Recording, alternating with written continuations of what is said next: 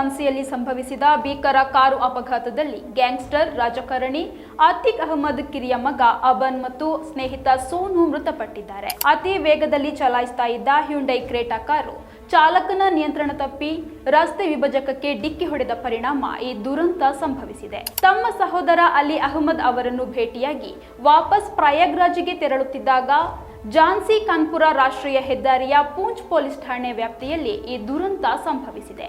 ಡಿಕ್ಕಿಯ ತೀವ್ರತೆಗೆ car ಸಂಪೂರ್ಣವಾಗಿ ನಜ್ಜುಗುಜ್ಜಾಗಿದ್ದು ಅಬನ್ ಹಾಗೂ ಅವರ ಸ್ನೇಹಿತ ಸೋನು ಸ್ಥಳದಲ್ಲೇ ಮೃತಪಟ್ಟಿದ್ದಾರೆ. ಕಾರಿನಲ್ಲಿದ್ದ ಇತರ 3 ಯುವಕರು ತೀವ್ರವಾಗಿ ಗಾಯಗೊಂಡಿದ್ದು ಗಾಯಾಳುಗಳನ್ನು ತಕ್ಷಣವೇ ಮಾತನ ಸಮುದಾಯ ಆರೋಗ್ಯ ಕೇಂದ್ರಕ್ಕೆ ಮತ್ತು ನಂತರ ಹೆಚ್ಚಿನ ಚಿಕಿತ್ಸೆಗಾಗಿ ಮಹಾರಾಣಿ ಲಕ್ಷ್ಮೀಬಾಯಿ ವೈದ್ಯಕೀಯ ಕಾಲೇಜಿಗೆ ರವಾನಿಸಲಾಗಿದೆ.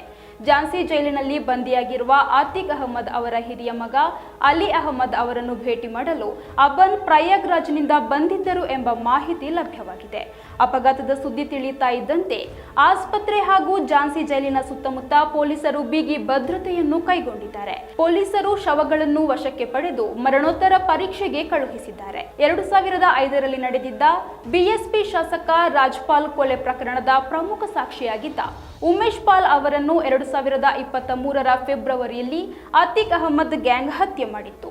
ಮಾಫಿಯಾ ನಾಯಕ ಹಾಗೂ ಮಾಜಿ ಸಂಸದ ಆತಿಕ್ ಅಹಮದ್ ಮತ್ತು ಅವರ ಸಹೋದರ ಅಶ್ರಫ್ ಅವರನ್ನು 2023ರಲ್ಲಿ ಪ್ರಯಾಗ್ರಾಜ್ನಲ್ಲಿ ವೈದ್ಯಕೀಯ ತಪಾಸಣೆಗೆ ಕರೆದೊಯ್ಯುತ್ತಾ ಇದ್ದಾಗ ಕ್ಯಾಮೆರಾಗಳ ಎದುರಲ್ಲೇ ಗುಂಡಿಕ್ಕಿ ಕೊಲ್ಲಲಾಗಿತ್ತು. ಉಮೇಶ್ ಪಾಲ್ ಕೊಲೆ ಪ್ರಕರಣದಲ್ಲಿ ಭಾಗಿಯಾಗಿದ್ದ ಆತಿಕ್ ಅಹಮದ್ನ ಮತ್ತೊಬ್ಬ ಮಗ ಅಸದ್ ಅಹಮದ್ನನ್ನು ಉತ್ತರ ಪ್ರದೇಶದ ಪೊಲೀಸರು 2023ರ ಏಪ್ರಿಲ್ 13ರಂದು ಝಾನ್ಸಿಯಲ್ಲಿ ಎನ್ಕೌಂಟರ್ ಮಾಡಿ ಹತ್ಯೆ ಮಾಡಿದ್ರು. ಅಲಿ ಮತ್ತು ಉಮರ್ ಜೈಲಿನಲ್ಲಿದ್ರೆ ಕಿರಿಯ ಮಗ ಅಬನ್ ಈಗ ರಸ್ತೆ ಅಪಘಾತದಲ್ಲಿ ಅಕಾಲಿಕ ಮರಣವನ್ನು ಹೊಂದಿದ್ದಾನೆ.